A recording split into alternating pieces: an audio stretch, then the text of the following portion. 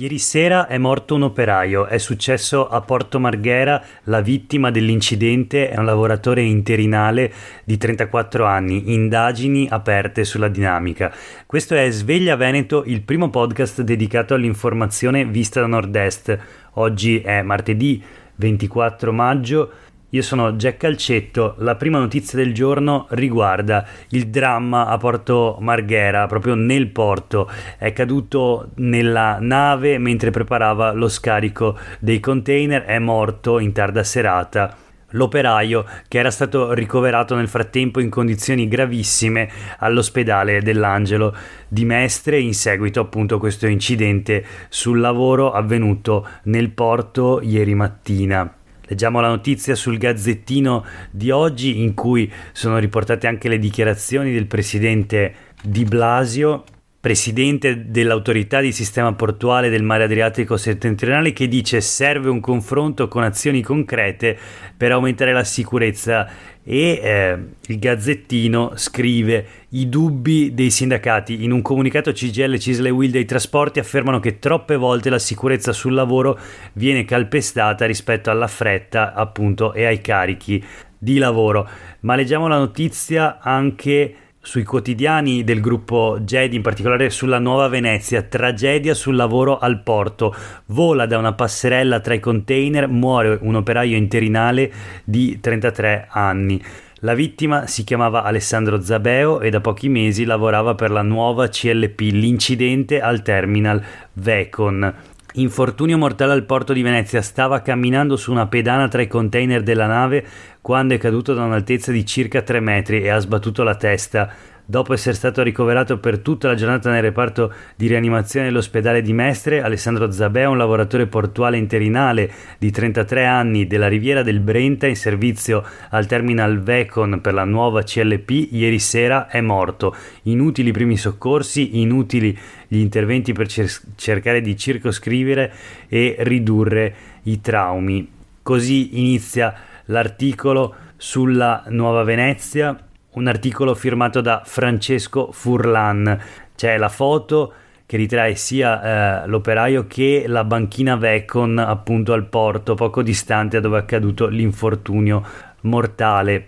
E sotto un articolo: lavoratori in sciopero stamane, strage infinita e vergognosa, dolore e rabbia, i sindacati proclamano subito il blocco delle lavorazioni, il cordoglio dell'autorità portuale.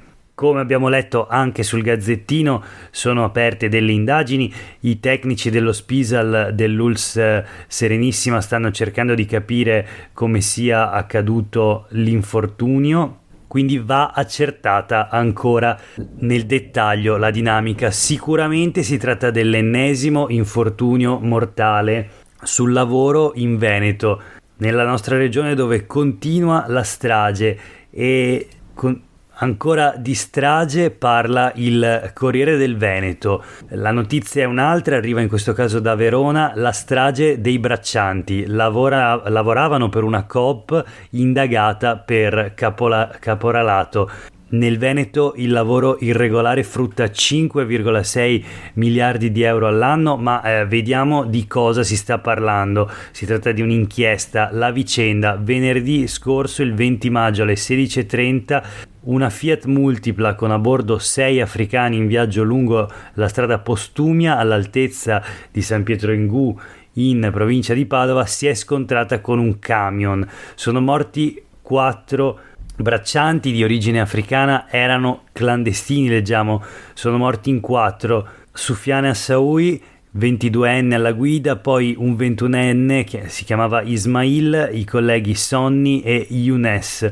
Erano tutti clandestini, 3 originari dal Marocco e 1 dalla Nigeria invece. Sono sopravvissuti all'incidente altri 2 braccianti invece, anche loro irregolari, originari del Marocco, che vivono appunto a Cologna Veneta in provincia di Verona.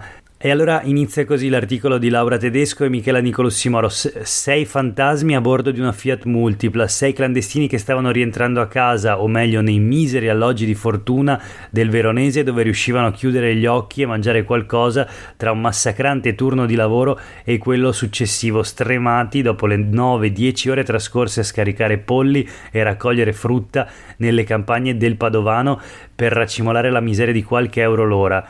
Soldi comunque preziosi da spedire alle loro famiglie in Africa. Ebbene, non sono mai giunti a destinazione. Sono 5.500, secondo il Corriere del Veneto, i clandestini sfruttati nei campi, nell'edilizia, nell'agroalimentare, nel manifatturiero, nella logistica. Sono aperti attualmente 143 procedimenti giudiziari. Questa la situazione in Veneto, dove il lavoro regolare come irregolare, come abbiamo detto poco fa, frutta 5,6 miliardi di euro l'anno. Lo dice il quinto rapporto agromafie e caporalato dell'osservatorio Placido Rizzotto. Vengono pagati 3 o 4 euro l'ora i lavoratori gravemente sfruttati in condizioni indecenti e servili, in turni che d'estate arrivano anche a 13-14 ore al giorno. E ancora morte sulle pagine dei quotidiani locali di oggi, un altro infortunio mortale sul lavoro si potrebbe definire, perché senz'altro stava lavorando il pilota che ieri mattina è morto in seguito a un infarto in volo. Dramma all'aeroporto di Asiago durante le riprese di un film. Il 73enne che pilotava era abilitato al volo in montagna, il biplano storico è finito fuori pista ma integro. Il pilota è riuscito ad atterrare dopo l'infarto in volo, ha salvato il passeggero che era un cameraman di una produzione, ma poi è morto. La notizia sul Gazzettino. La leggiamo anche sul Corriere del Veneto di oggi. Riesce ad atterrare e poi muore in pista, dramma sul set della Grande Guerra. Renato Fornaciari stava accompagnando un cameraman per alcune riprese sull'altopiano di Asiago. La vicenda nell'articolo di Roberta Polese. Durante le riprese del film prodotto dalla Iole Film di Francesco Bonsembiante e Marco Paolini, Peter Pan, il titolo della pellicola in produzione, su un soldato ungherese della Grande Guerra, ebbene il biplano storico pilotato da Renato Fornaciari, 74 anni, ha compiuto una virata da brivido per poi atterrare su un prato. Il pilota, che è morto pochi istanti dopo a causa di un infarto, ha portato così in salvo l'operatore che volava assieme a lui, Marco Vignoni, 42 anni. Immediati i soccorsi, ma per Fornaciari, da tutti ritenuto un vero mago del volo, non c'è stato nulla da fare. Anche questa quindi una morte in seguito, in questo caso, ad un infarto avvenuto durante il lavoro. Un lavoro che in questo caso è la produzione cinematografica. Voltiamo pagina, quindi dopo questa scia di morte, la politica. Parliamo di autonomia, continua quella che è davvero una curiosa iniziativa, diciamo così, del Partito Democratico del Veneto, che ieri ha presentato la sua proposta per l'autonomia del Veneto. Subito il commento del presidente della giunta regionale Luca Zaia, che parla di bella notizia. E allora abbiamo da un lato il segretario regionale del Partito Democratico del Veneto, Andrea Martella, che parla di una legge quadro già pronta, con il no però alle 23 materie richieste dalla Lega. Risponde il presidente della giunta regionale Luca Zaia. Ora sappiamo che anche loro la vogliono, parla appunto del Partito Democratico, aspettiamo le scelte di Letta. E sul Gazzettino di oggi, in un articolo di Alda Vanzan, vengono messe a confronto le due ipotesi: da un lato il Partito Democratico, dall'altra la Lega. 4 i nodi, i punti del contendere. Il primo, l'iter per approvare l'autonomia, preintesa con le regioni o voto diretto del Parlamento. Secondo punto, le materie. Il Partito Democratico ne chiede 7, la Lega invece ne vuole 23, che poi sarebbero tutte quelle previste dalla Costituzione. Terzo punto, lo scoglio dei LEP. Per i democratici vanno definiti entro un anno. Si tratta dei livelli essenziali delle prestazioni, come ad esempio l'istruzione. Quarto punto, le risorse, spesa storica o residuo fiscale. Per il Partito Democratico si parte con la spesa storica e poi verranno definiti i fabbisogni standard da una commissione tecnica, e invece i 9 decimi delle tasse chiesti dalla Lega per il PD non se ne parla, sarebbe secessione. Leggermente diversa la proposta della Lega.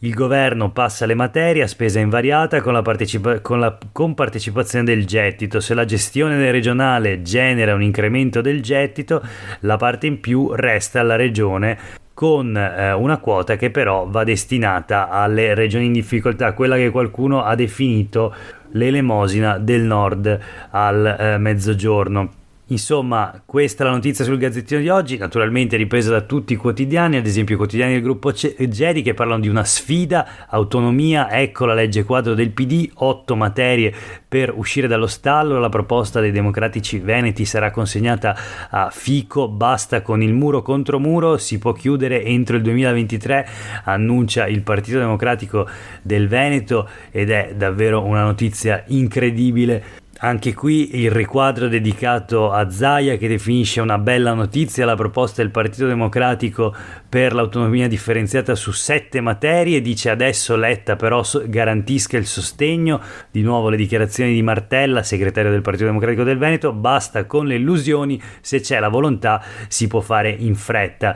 L'articolo di Albino Salmaso sui quotidiani del gruppo Gedi, una foto dei protagonisti: Giacomo Possamai, Ivo Rossi, Andrea Martella, Vanessa Camani e Diego Zardini, esponenti del Partito Democratico, che dal sì critico al referendum sull'autonomia oggi prova a diventare addirittura il partito dell'autonomia in qualche modo, o quello che farà la proposta in grado di sbloccare lo stallo dopo anni e anni di attesa. Un colpo di scena davvero notevole, anche se non del tutto sorprendente, considerato il governo di unità nazionale presieduto da Mario Draghi, che in questo momento appunto guida il paese. Ultima notizia di oggi, una notizia flash, riguarda il lavoro, in questo caso il cosiddetto mercato del lavoro. E allora sul Gazzettino un articolo di Tommaso Borzomi: giostra del lavoro, aumento del 50% delle dimissioni. Ve ne avevo già parlato in questo podcast qualche puntata fa. Qual è il tema? L'impennata dell'abbandono volontario, i licenziamenti volontari, le persone che decidono di andarsene e mollare il proprio lavoro. La CISL parla di un'impennata appunto nei primi 4 mesi del 2022, mercato dell'occupazione dinamico in Veneto, e attenzione, questo è il dato importante: chi lascia il lavoro lo fa per un posto migliore, un posto inteso di lavoro naturalmente. L'identikit di chi cambia: persona di genere maschile, under 30, occupato tipicamente nel settore commercio, turismo e servizi, con contratto a tempo indeterminato. Se ne va perché ha trovato un lavoro migliore. L'analisi della CGA: stretto legame con il Covid che ha portato un ripensamento totale. Comunque il dato importante è quello della crescita del 50% delle dimissioni volontarie dai posti di lavoro, che nei primi 4 mesi del 2022 sono salite, pensate, a 66.300 in Veneto. Per oggi è davvero tutto, grazie per aver ascoltato Sveglia Veneto. Io sono Jack Calcetto, a tutte e tutti voi una buona giornata e noi torniamo a sentirci domani mattina.